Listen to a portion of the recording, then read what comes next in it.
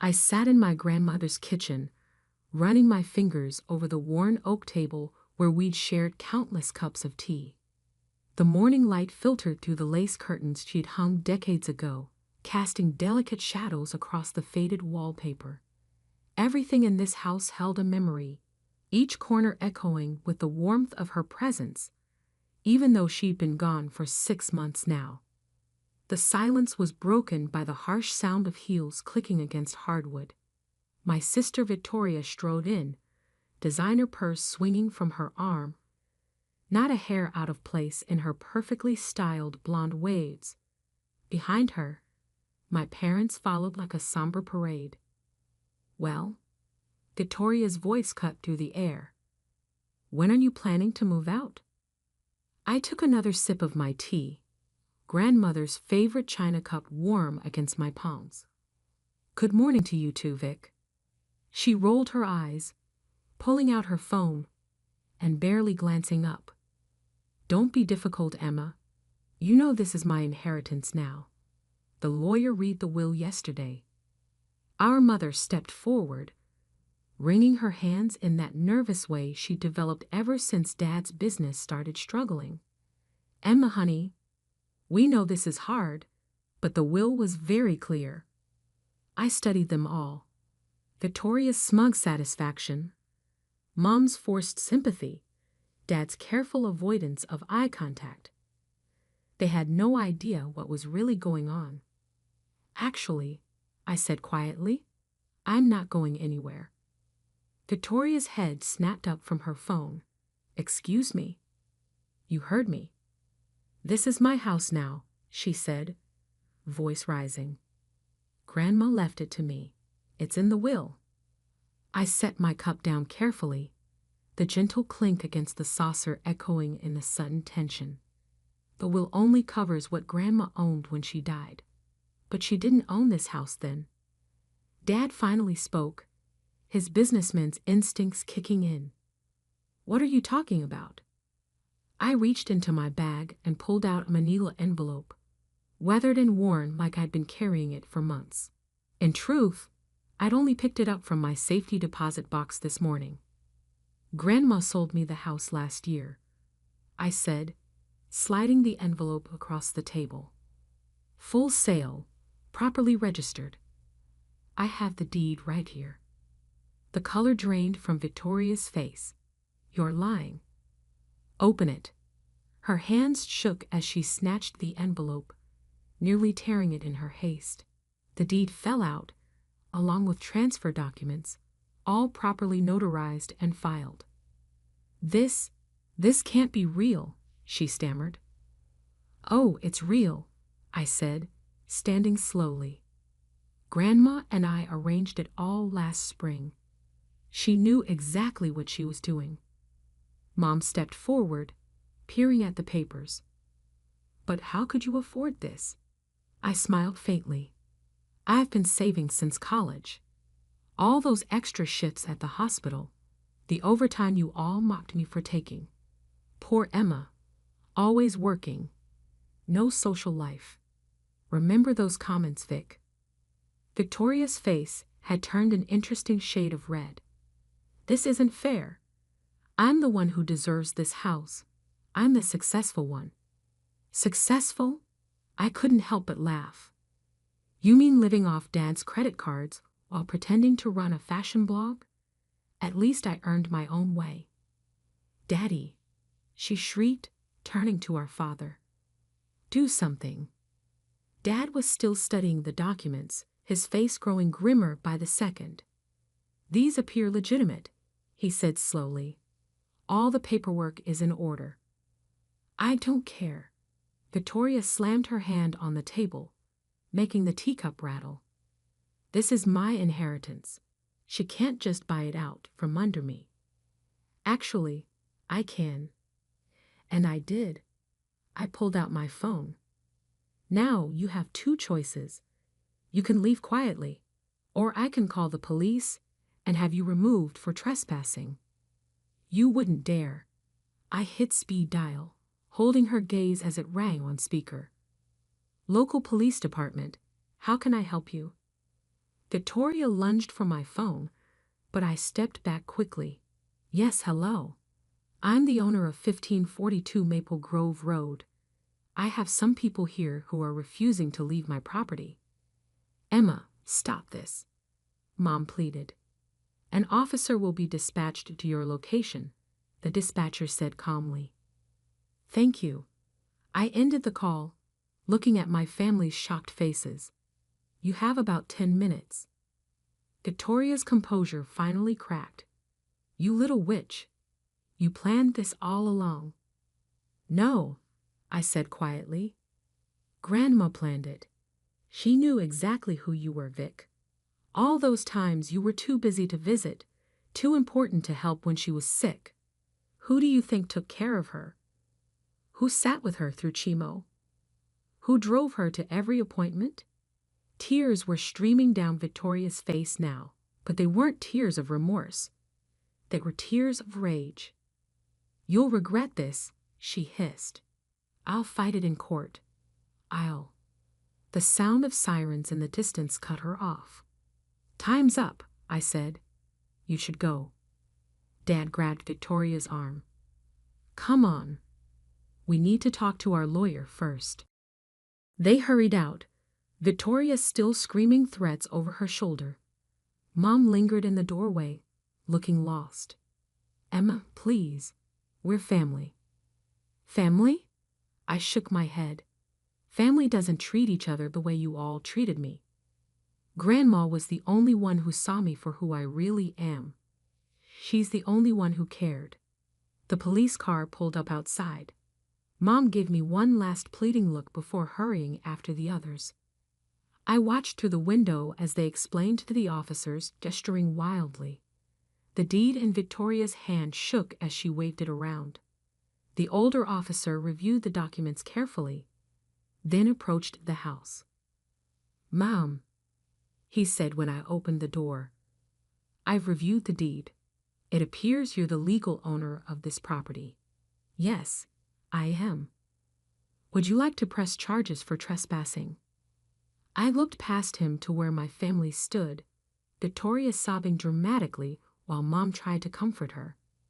Not today, I said. Just make sure they leave. He nodded, understanding in his eyes. As he walked back to my family, I closed the door quietly.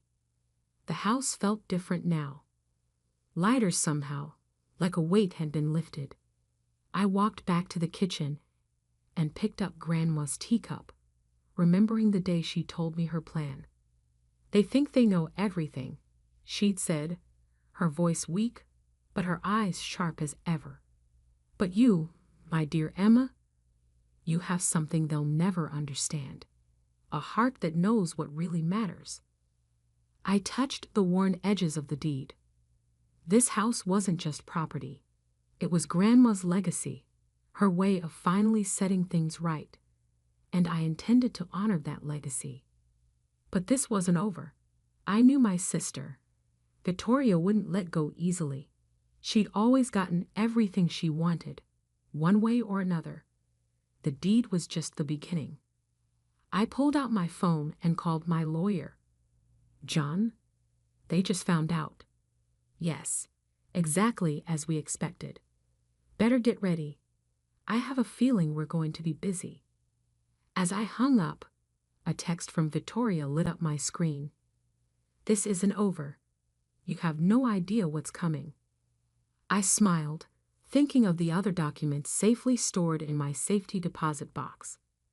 No, Vic, I whispered. You have no idea what's coming. Because Grandma hadn't just left me the house. She'd left me something far more valuable.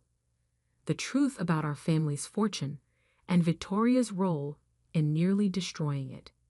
But that revelation could wait. For now, I had a house to redecorate. 3 days after the police incident, I was sorting through Grandma's old files in her study when my phone buzzed. A series of texts from unknown numbers flooded my screen. Friends of Victoria's, I assumed, sending threats and accusations. I blocked each one without reading them. Then came the email from our family lawyer, Marcus Bennett. Emergency family meeting requested. Tomorrow, 2 p.m. Attendance mandatory for will dispute. I leaned back in Grandma's leather chair, running my fingers over the carved wooden box she'd given me the night before she passed away. When the time comes, she'd whispered, this will protect you. I hadn't opened it yet. Something told me to wait for the right moment. The next day, I walked into Marcus's office exactly at 2 p.m., wearing the navy suit Grandma had helped me pick out last year. Victoria was already there, surrounded by 3 lawyers I didn't recognize. Mom and Dad sat in the corner, looking exhausted. You've got some nerve showing up, Victoria spat. I took a seat across from her. I was invited. Marcus cleared his throat. We're here because Miss Victoria Anderson is contesting the property transfer of 1542 Maple Grove Road, claiming undue influence and potential manipulation of the deceased. I noticed Victoria's slight smirk. She thought she had me. Furthermore, one of her lawyers added, we have evidence suggesting Mrs. Eleanor Anderson was not of sound mind when this alleged sale took place. Now I understood their game. They were trying to invalidate the sale by claiming Grandma wasn't competent. I opened my briefcase calmly. Before we continue, I have something you should see. I pulled out a USB drive and handed it to Marcus. This contains video documentation of the sale, including Grandma's medical clearance from 3 separate doctors confirming her mental competency. Victoria's smirk faltered. There's more, I continued. Grandma knew you might try something like this, Victoria.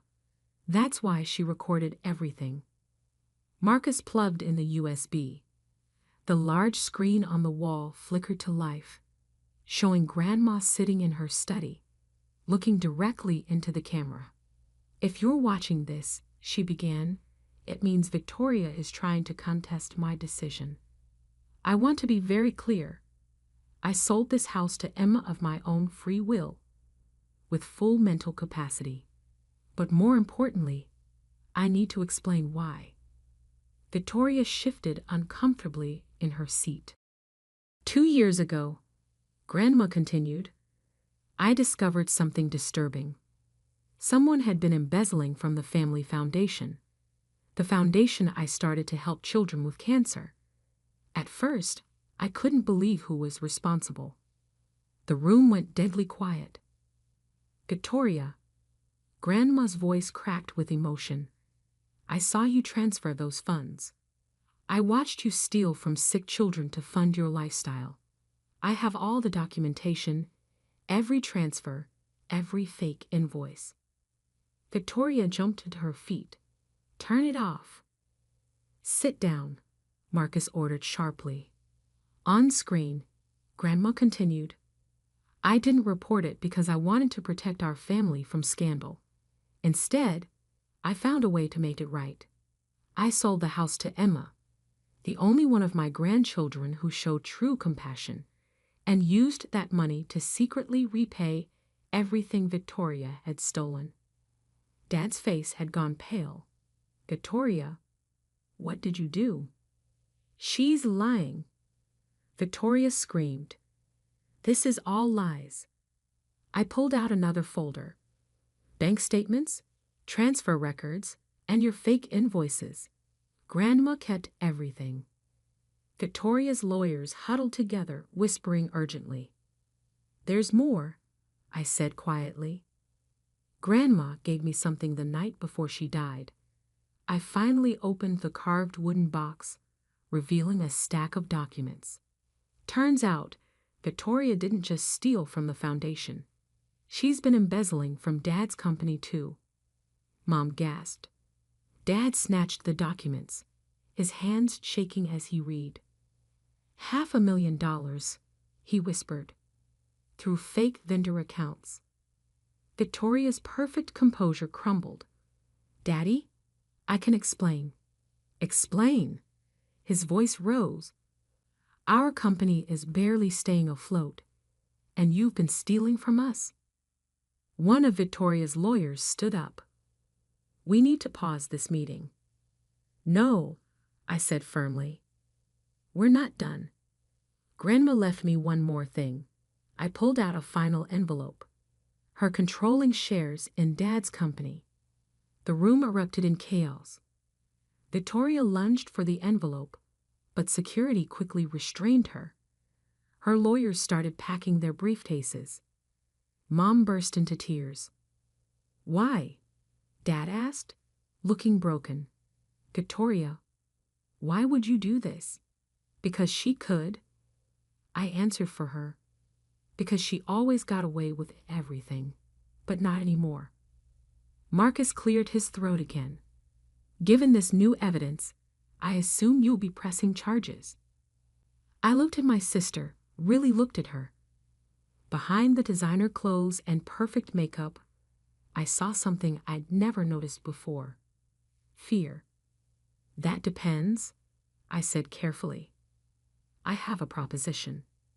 Victoria's eyes narrowed. What proposition? You sign a confession admitting everything you stole. You agree to mandatory counseling. You take a real job with a modest salary, and you pay back every penny over time. And if I refuse, then I take this evidence to the police, and you face the consequences. She laughed bitterly. You'd really send your own sister to jail. You were willing to destroy our family's legacy. So yes, I would. The room fell silent as Victoria stared at me, mascara running down her cheeks. Finally, she whispered, I'll sign. Good. I turned to Marcus. Draw up the papers, and add one more condition.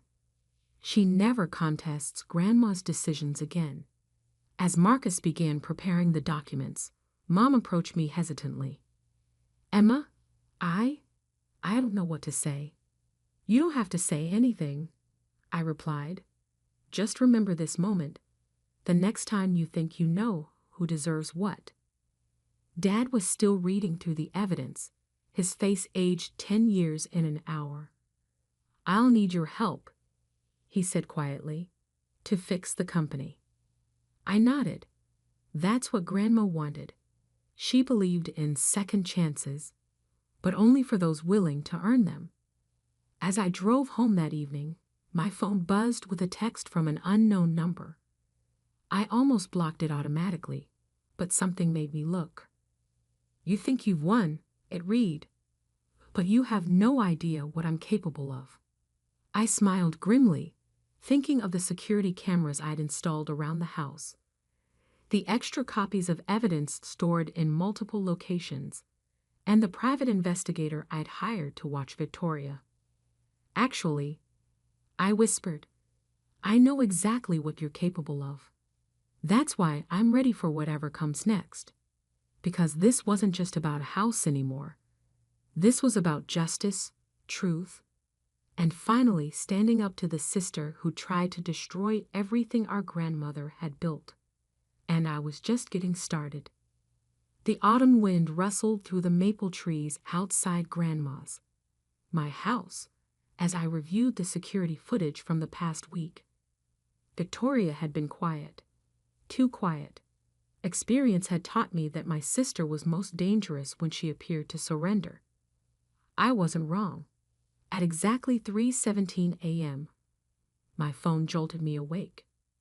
The security system had detected movement at the back door. Through the camera feed, I watched a hooded figure fumbling with the lock.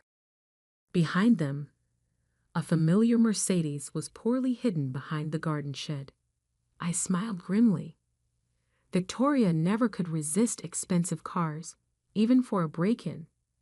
Instead of calling the police immediately, I waited. Grandma's final lesson was still unplayed, and timing was everything. The back door opened silently. I'd left it unlocked on purpose. I watched through the cameras as Victoria crept through the darkened house, heading straight for Grandma's study. She was looking for something specific. I stepped out of the shadows just as she was frantically searching through the desk drawers. Looking for this? I held up a small red leather diary. Grandma's private journal. Victoria spun around, pulling off her hood. Even in the dim light, I could see the desperation in her eyes. How did you know you'd come? I flicked on the lights. Because Grandma told me you would. She knew about the other diary too. Victoria's face went pale. What other diary? The one you forged. The one you're planning to use to prove Grandma was unstable when she sold me the house. I pulled out my phone, showing her the text messages I'd intercepted between her and a professional forger. Not very careful with your passwords, are you? She lunged for the diary, but I stepped back. Don't bother. This isn't even the real one. What? I pointed to the security camera in the corner, its red light blinking steadily. Everything you've done tonight has been recorded. Breaking and entering, attempted theft, conspiracy to commit fraud. Want me to go on? You set me up, she whispered. No, Victoria. You set yourself up, just like you have your entire life. I walked to Grandma's desk and pressed a hidden button under the drawer. A small panel in the wall slid open, revealing a safe. The real diary is in here, along with everything else Grandma wanted me to know. I turned to face my sister, including why she really chose me over you. Victoria sank into a chair, her designer clothes looking oddly out of place in the quiet dignity of Grandma's study. What are you talking about? I opened the safe and pulled out a sealed envelope. Grandma wrote this the day before she died. I was supposed to open it only if you tried something like this. With trembling fingers, I broke the seal and began to read. My dearest Emma, if you're reading this, it means Victoria has made her final move. I need you to understand why I chose you to carry on my legacy. Years ago, when I started the foundation, I had a dream of helping children fight cancer, just like I had to. Victoria saw it as a way to access money and power. But you, Emma, you saw the hearts behind the numbers. What Victoria never knew was that I was testing both of you. Every time she stole from the foundation, I watched how you worked extra shifts at the hospital to help those same children. When she faked invoices, you volunteered your weekends. When she bought designer clothes with stolen money, you wore second-hand scrubs and donated the difference to the cancer ward. I didn't just leave you the house, Emma. I left you everything. The foundation, the trust funds, the overseas accounts, all of it. Victoria's been searching for non-existent hidden millions, never realizing that true wealth isn't about money. It's about what you do with it. Take care of them, Emma, even Victoria. Not because she deserves it, but because compassion is the greatest power we have. All my love, Grandma. Victoria's mascara-stained tears left black trails down her cheeks. So there's no hidden money. There never was, I said quietly. But there was something more valuable, a chance to do the right thing. I walked to my sister and held out my hand. In it was a single key. What's this? She asked. A key to the small house on Cedar Street. The one Grandma used to rent out. It's yours if you want it. A fresh start. A real job. A chance to prove you can be better. She stared at the key like it might bite her. Why would you help me after everything I've done? Because that's what Grandma would have wanted. And because maybe, just maybe, it's time for both of us to heal. Victoria took the key, her hand shaking. I don't deserve this. No, you don't. But that's what grace is about. As dawn broke over the maple trees, Victoria and I sat in Grandma's kitchen, drinking tea from her old china cups. We didn't speak much. Some wounds need silence to heal. Finally, Victoria stood to leave. At the door, she turned back. I'm sorry, Emma, for everything. I know, I said. Now prove it. Weeks later, I stood in front of the Foundation's board of directors, presenting our new initiative, a program to help families affected by cancer rebuild their lives. In the back row, Victoria sat quietly in modest clothes, taking notes in her new role as program coordinator. She had a long way to go to earn trust back, but she was trying. Sometimes I caught glimpses of the sister I used to know, before money and jealousy poisoned her heart. As for me, I kept Grandma's china cups, her lace curtains, and most importantly, her belief that everyone deserves a chance at redemption. The house remained a home, not a trophy to be fought over. And late at night, when the maple leaves rustled outside my window, I could almost hear Grandma's voice. Well done, my dear. Well done. Because sometimes the greatest inheritance isn't what's written in a will or locked in a safe. Sometimes it's the wisdom to know when to fight, when to forgive, and when to offer a key to a new beginning, even to those who tried to lock you out.